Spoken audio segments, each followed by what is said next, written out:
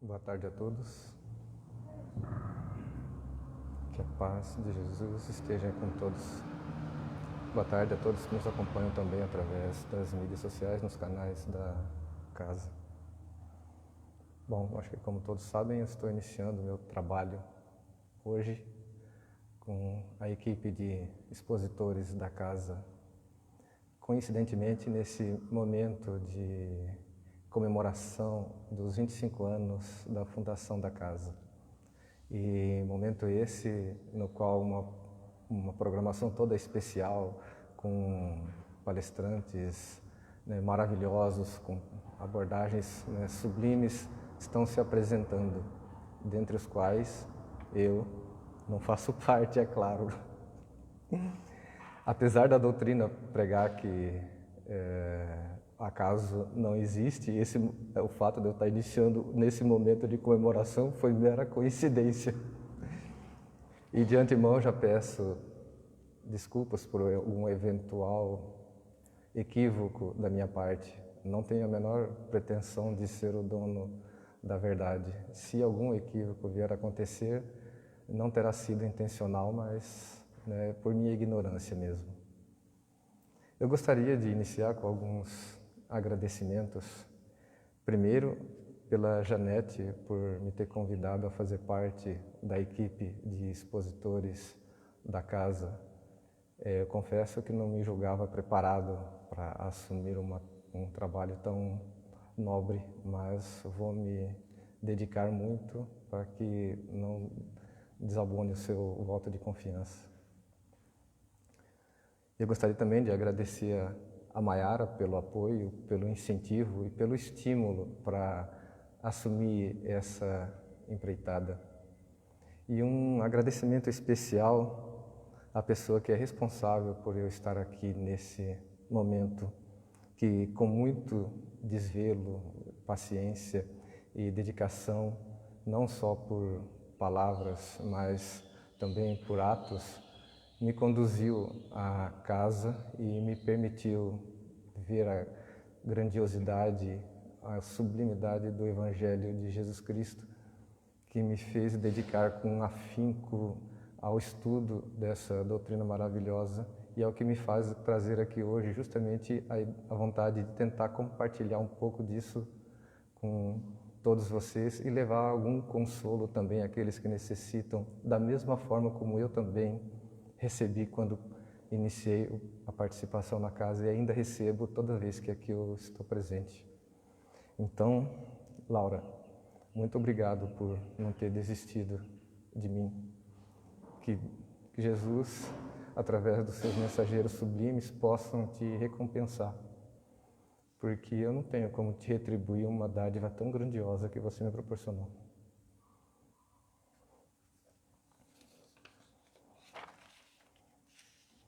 Acho que iniciamos a nossa prece.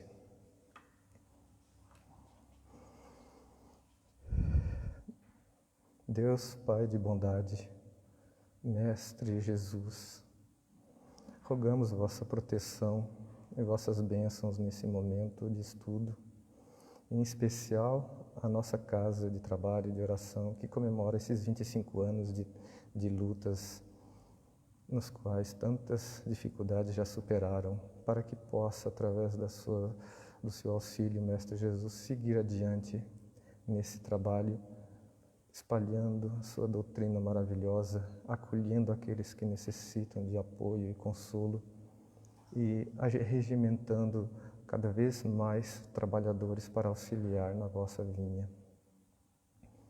Rogamos também a proteção dos espíritos superiores para que nos incentivem o pensamento ao alto, para que auxiliem-nos na nossa compreensão dessa doutrina maravilhosa e que igualmente afaste os espíritos inferiores que possam nos induzir ao erro. Mestre Jesus, envia a vossa paz a todos nós. Que assim seja.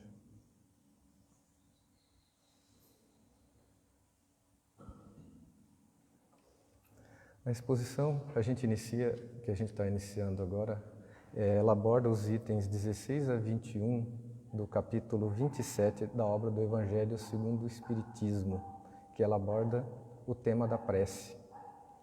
A meu ver, eu acho que providencialmente o codificador tenha disposto esse conteúdo praticamente no final da obra. Já este é o penúltimo capítulo do livro.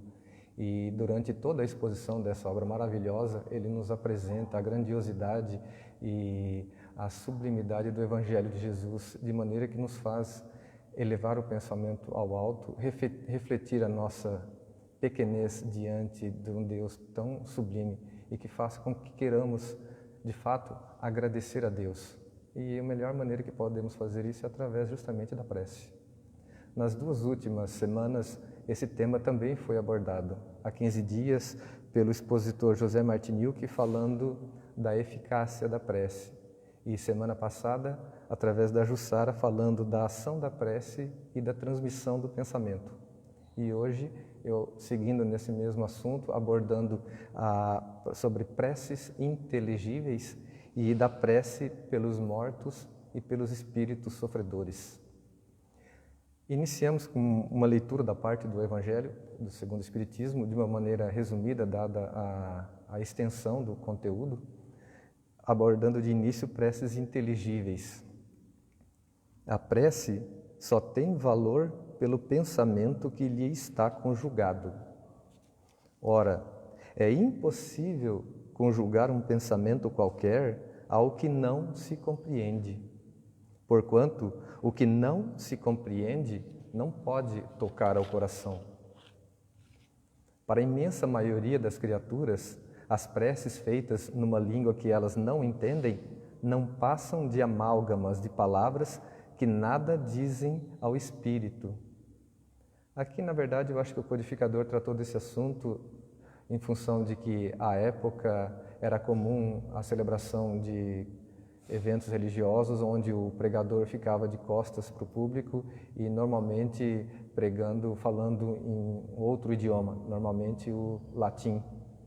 Eu acho que a maioria dos participantes não entendia muito do que ele dizia e da mesma forma que eles entravam, poderiam estar saindo daquele culto sem entender praticamente nada. E dessa forma, eu acho que não lhes tocava muito, eu acho que o espírito. E para que a prece toque, se torna que cada palavra desperte uma ideia. E desde que não seja entendida, nenhuma ideia poderá despertar. Será dita como simples fórmula, cuja virtude dependerá do maior ou menor número de vezes que a repitam. Muitos oram por dever, alguns mesmo por obediência aos usos. Vai rezar, vai no culto porque a maioria participa e não quer ficar como um estranho. Pelo que se julgam quites, desde que tenham dito uma oração determinado número de vezes, em tal ou em tal ordem.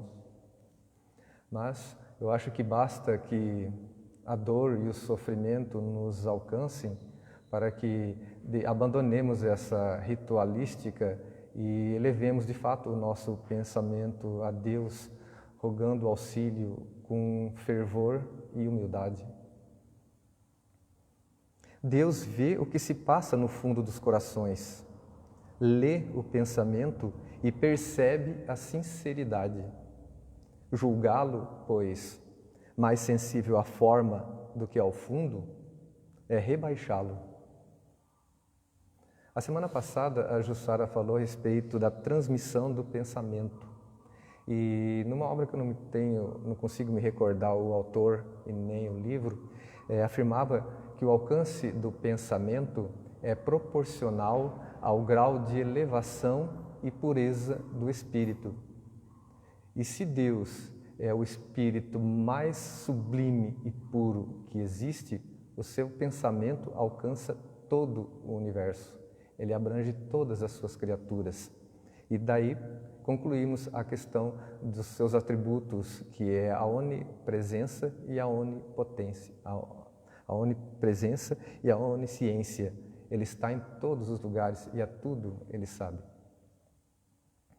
E na obra Caminho, Verdade e Vida, de Chico Xavier, ditada por Espírito Emmanuel, em uma das pregações ele cita que observa a substância de suas preces.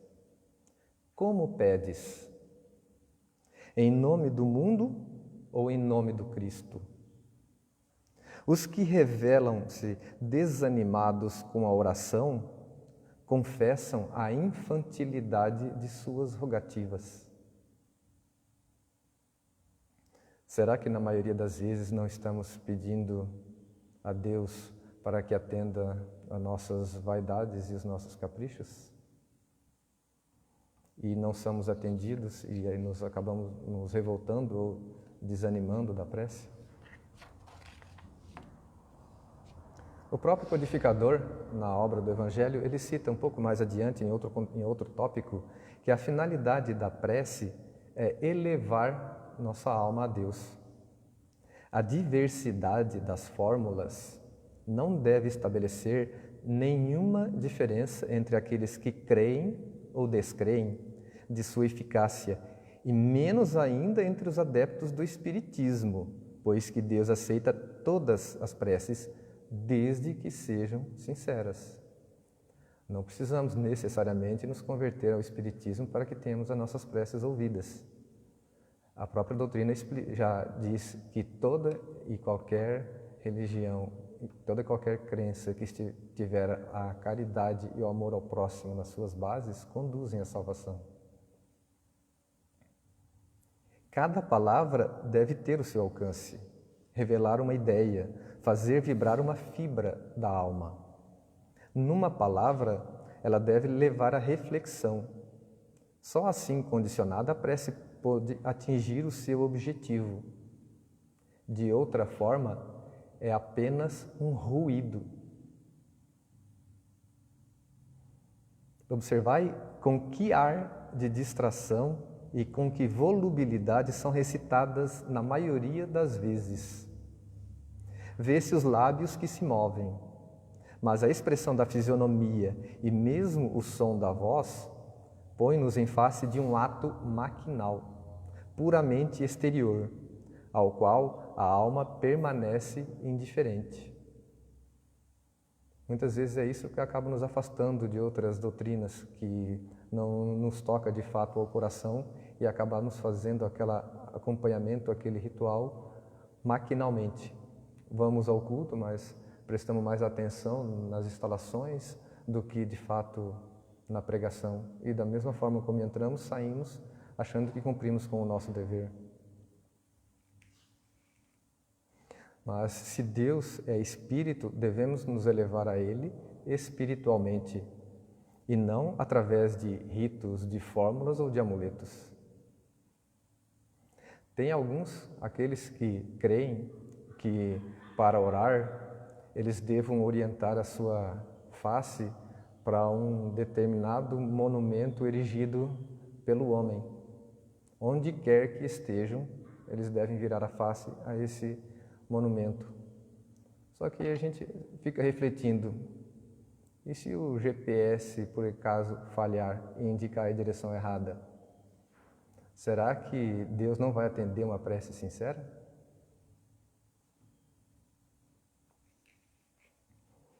Da prece pelos mortos e pelos espíritos sofredores.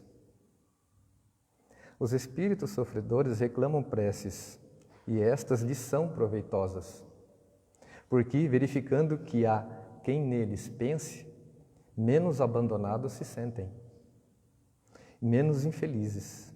Entretanto, a prece tem sobre eles ação mais direta. Reanima-os, incute-lhes o desejo de se elevarem pelo arrependimento e pela reparação, e possivelmente desvia-lhes do mal o pensamento. É nesse sentido que lhes pode não só aliviar, como abreviar os sofrimentos. Em algumas de suas palestras, Divaldo Franco nos relata um caso de que um amigo próximo desencarna por uma atitude impensada de suicídio. E durante muito tempo, Divaldo se lembra dele nas suas preces, enviando-lhe bons pensamentos e que procure o caminho do bem e o amor de Jesus. E depois de 16 anos, esse espírito lhe aparece para agradecer essa luz que ele recebia naquela época de trevas, que ele não sabia qual caminho tomar e sempre recebia uma luz, um aviso para que buscasse o caminho do amor de Deus. Mas ele não conseguia identificar de onde partia aquele chamado. E até que o momento que chegou que ele decidiu, de fato, orar a Deus e foi acolhido pela espiritualidade superior. E depois, né, sabendo que eram graças às preces de Valdo, ele veio de agradecer.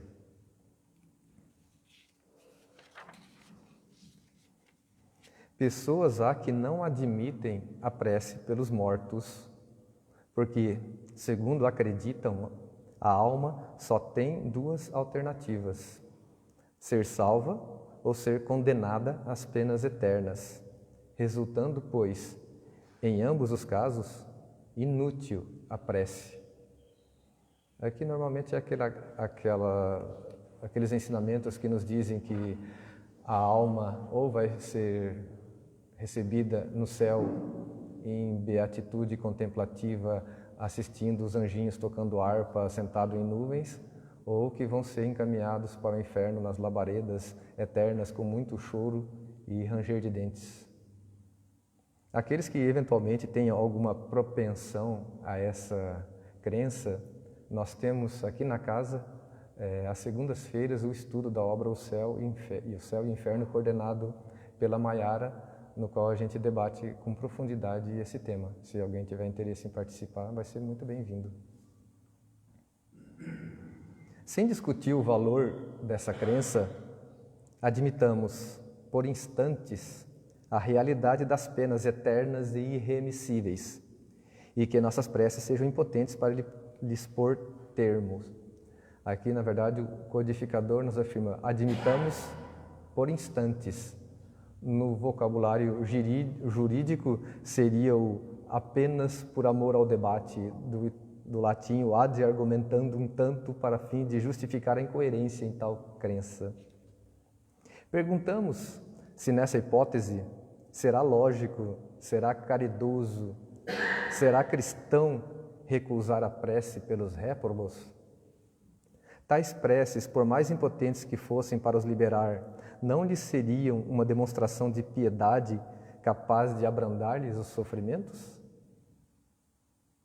Lembrai-vos de que entre os réprobos pode achar-se uma pessoa que vos foi cara, um amigo, talvez o pai, uma mãe, um filho. E dizeis-se, não havendo, segundo credes, possibilidade de ser perdoado esse ente, lhe recusaríeis um copo de água para mitigar-lhe a sede? Um bálsamo para secar-lhe as chagas? Não lhe daríeis uma prova de amor, uma consolação? Não, cristão isso não seria. Uma crença que petrifica o coração é incompatível com a crença em um Deus que põe na primeira categoria dos deveres o amor ao próximo. Negar, nesse caso, a eficácia da prece, fora negar a eficácia da consolação, dos encorajamentos, dos bons conselhos, fora negar a força que aurimos da assistência moral dos que nos querem bem. Se aqui na própria esfera material nós buscamos amparo, consolo, uma palavra amiga nos momentos de dificuldade com aqueles que nos são próximos, de modo a nos aliviar o sofrimento, ou buscar esclarecimentos para nossos pensamentos muitas vezes irrefletidos, por que não haveríamos de oferecer esse mesmo auxílio àqueles que não estão mais presentes materialmente conosco, através de uma prece sincera, exortando-os à busca do amor de Deus? Como diz, né? Negar-lhes uma prece, isso cristão não seria. Outros se fundam numa razão mais especiosa, a imutabilidade dos decretos divinos. Deus, dizem esses, não pode mudar as suas decisões a pedido das criaturas. A não ser assim, careceria de estabilidade o mundo. O homem, pois, nada tem de pedir a Deus, só lhe cabendo submeter-se e adorá-lo. Como nós não conseguimos compreender os decretos divinos, imaginamos um Deus com as nossas precárias qualidades e virtudes e nos equivocamos na interpretação das suas leis. Segundo o dogma da eternidade absoluta das penas, não se levam em conta ao culpado os remorsos, nem o arrependimento. É-lhe inútil todo o desejo de melhorar-se. Está condenado a conservar-se perpetuamente no mal. Se a sua condenação foi por determinado tempo, a pena cessará, uma vez expirado esse tempo. Aqui nós imaginamos um Deus presidido como um juiz presidindo um tribunal, tal qual que nós temos aqui na Terra. Mas será que Deus julga ou condena alguém? O próprio Jesus nos afirma que vós sois deuses. Quem julga ou condena cada um é a sua própria consciência.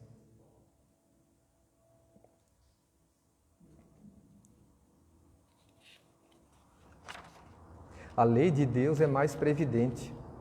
Sempre justa, equitativa e misericordiosa, não estabelece para a pena, qualquer que esta seja, duração alguma.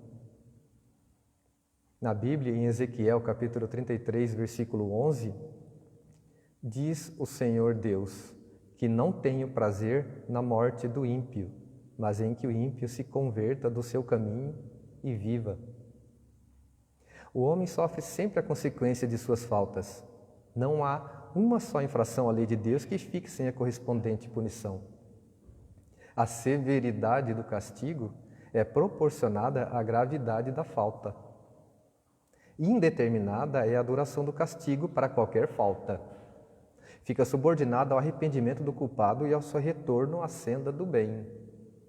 A pena dura tanto quanto a obstinação no mal. Seria perpétua, se perpétua fosse a obstinação. Dura pouco, se pronto é o arrependimento. Se pronto é o arrependimento sincero. Como relatado na obra Obreiros da Vida Eterna, de Francisco Xavier pelo Espírito André Luiz, nosso coração é um livro aberto aos olhos da espiritualidade superior.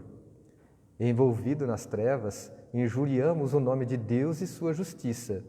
No entanto, a viva descrição de nossas reminiscências são bastante expressivas.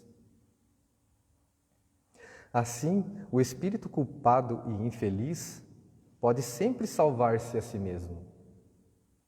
A lei de Deus estabelece a condição em que se lhe torna possível fazê-lo. O que mais das vezes lhe falta é a vontade, a força, a coragem. Se por nossas preces lhes inspiramos essa vontade, se o amparamos, se o animamos, se pelos nossos conselhos lhe damos as luzes de que carece, em lugar de pedirmos a Deus que derrogue a sua lei de imutabilidade dos decretos divinos, tornamos-nos instrumentos da execução de outra lei igualmente sua, a de amor e caridade. Execução em que, desse modo, ele nos permite participar, dando com isso nós mesmos uma prova de caridade. O que podemos concluir desse estudo é que os nossos equívocos, na maioria das vezes, se originam da incompreensão dos atributos de Deus, que sejam a inteligência suprema e soberana. Deus é único, Deus é eterno, é imutável, é imaterial, é onipotente, é soberanamente justo e bom. Ele é infinito em todas as perfeições e não pode ser diverso disso. Se, portanto, o homem há errado tantas vezes, é unicamente por não ter seguido o roteiro que lhe estava indicado. Dispõe o homem de uma medida rigorosamente exata nos atributos de Deus e pode afirmar a si mesmo que toda teoria, todo princípio, todo dogma, toda crença, toda prática que estiver em contradição com um só que seja desses atributos, que tenda não tanto a anulá-lo, mas simplesmente a diminuí-lo, não pode estar com a verdade.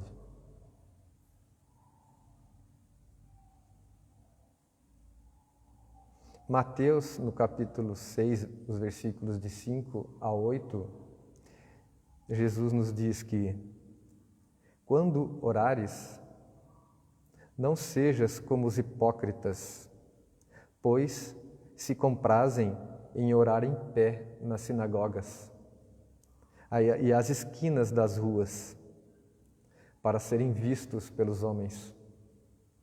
Em verdade, vos digo que já receberam o seu galardão.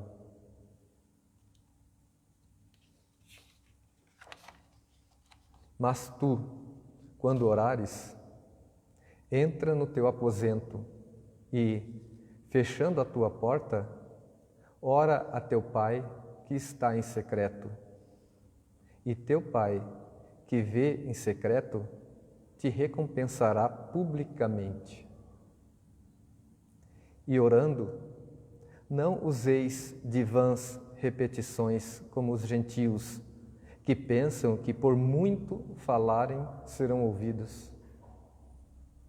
Não vos assemelheis, pois, a eles, porque vosso Pai sabe o que vos é necessário, antes de vós lhe o pedirdes. E mais uma vez, finalizando da obra Obreiros da Vida Eterna, André Luiz nos diz que, mais uma vez reconheci que a prece é, talvez, o poder máximo conferido pelo Criador à criatura.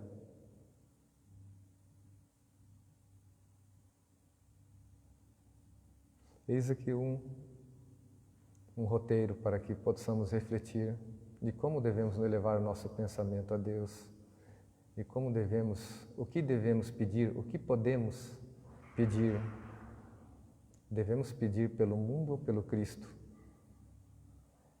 Acho que é umas reflexões muito profundas para que possamos ter em mente sempre.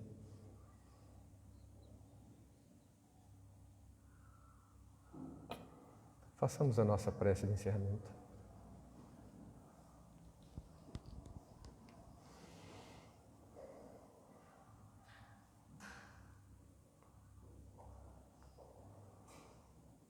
Mestre Jesus, Espíritos amigos, agradecemos essa oportunidade de estudo e de entendimento dessa doutrina maravilhosa que nos permite o aperfeiçoamento moral, que nos direciona ao caminho de Jesus para o nosso próprio bem. Que uma semente seja lançada nos corações para que nos conduza à reflexão. Se somos renitentes no erro, é exclusivamente por nossa fraqueza. Para isso, Mestre Jesus, rogamos a vossa misericórdia, para que abra os nossos olhos, tal qual o cego de Jericó, para que possamos seguir os passos. Mestre Jesus, deixe-nos agora e sempre a vossa paz. Que assim seja.